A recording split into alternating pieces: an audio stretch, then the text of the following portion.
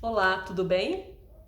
Hoje eu vou falar a respeito da ação de despejo nos contratos locatícios de imóveis residenciais. Meu nome é Fernanda Silveira, sou advogada, especialista nas áreas de direito civil e imobiliário. E antes de iniciar o nosso tema, gostaria de pedir para que vocês se inscrevessem no meu canal e curtissem esse vídeo.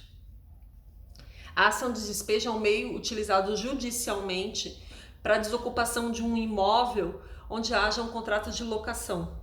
No caso que a gente vai falar hoje sobre as locações residenciais. Ela é o último recurso, considerado o último recurso a ser utilizado pelo locador. Já tem entendimento jurisprudencial dizendo que tem que haver a notificação prévia. Muito embora não tenha previsto na lei o dever dessa notificação prévia, tem entendimento jurisprudencial já a respeito. Principalmente, é o que eu sempre digo, principalmente antes do vencimento do termo do contrato, O contrato não venceu ainda, notifica antes, informa que não há um interesse na renovação daquele contrato para que o locatário desocupe o imóvel. Lembrando que ele terá um prazo de 30 dias após o término do contrato para desocupação voluntária daquele imóvel.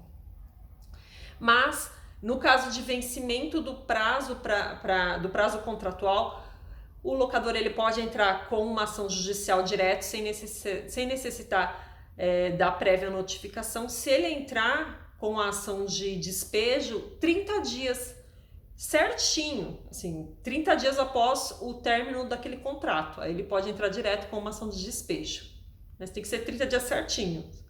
E no caso de inadimplência do locatário, havendo uma ação de despejo, ele pode, durante essa ação, purgar a mora, ou seja, pagar os valores que estão em atraso, acrescidos de juros, multas,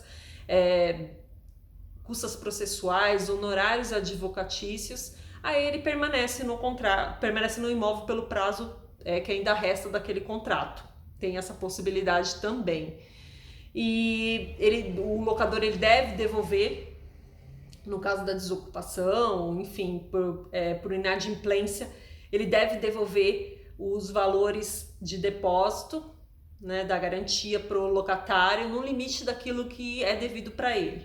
Ou seja, se o locatário dever para ele, por exemplo, um aluguel e o locatário tiver dado para ele a garantia de 3 aluguéis, ele tem que devolver os outros 2. Ou seja, no limite da dívida, ele deve devolver o restante para o locatário, nada mais justo.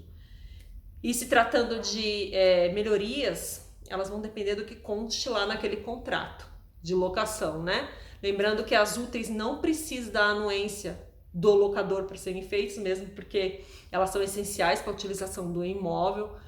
São aquelas, encanamento, coisas básicas para a segurança de quem mora naquele imóvel ou que possibilite a utilização do imóvel. E tem as úteis, que não são essenciais, mas trazem um valor, agregam um valor ao imóvel. As úteis, normalmente está previsto em contrato que depende da anuência do locador, mas vai depender do que tiver no contrato. Se, por exemplo, se depender da anuência do locador, o locador tiver dado a anuência, tiver previsto lá que serão reembolsáveis, aí esse locador vai ter que reembolsar o locatário. Vai depender do que tiver ali no contrato.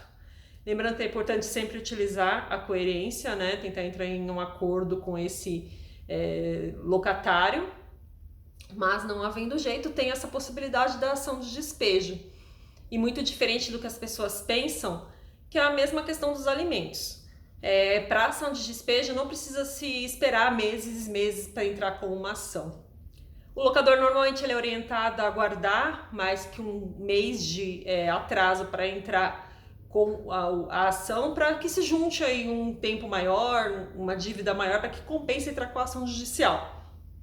Mas havendo um dia de atraso, já é possível entrar com a ação judicial, solicitando aí o despejo do locatário, tá bom? Espero que tenha sido claro, que tenha sido esclarecedor, mas havendo alguma dúvida, pode deixar aí nos comentários que eu vou esclarecendo. Até mais!